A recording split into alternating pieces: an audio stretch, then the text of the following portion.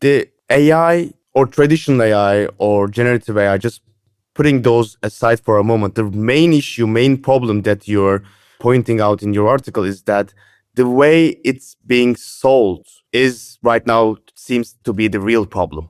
Yes, absolutely. That's a really nice way of putting it, because these are conscious decisions being made by companies to develop their software in this way, in a way that we're seeing the most phenomenal build out of fossil gas power stations in the US off grid. No digital software has ever existed in a way that, Meta just announced they have a data center called Hyperion in Louisiana in the US.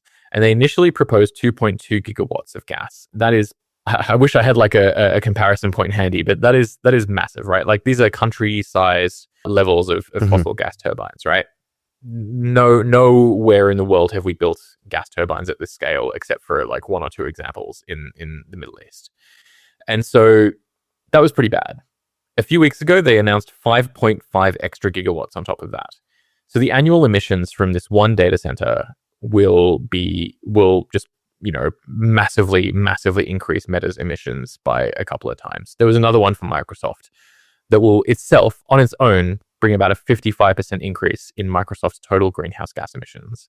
One data center and one gas plant. No technology has ever like digital streaming did not result in Netflix being like, oh, I'm sorry, I've got to build a gas-fired power station the size of a country. Like it's just, like that just never happened, right? And so this is a decision, right? We don't have to do this. AI is hated. Data centers are hated. Companies know that they have limited time before the hype wears off and reality starts to sink in. Mm-hmm. And so when you make a decision to not use these products, or when you make a decision to kind of urge your colleagues or your friends or your family to maybe do something differently, like and not use a very, very energy inefficient tool to do it, then you're not alone, right? Like you're actually part of what is a sort of snowballing movement against the single most wasteful and climate impactful form of digital software that has ever existed. So I think that's really important. I think that you're absolutely right to say that it's depressing. It is depressing, but I think it is also surprising in that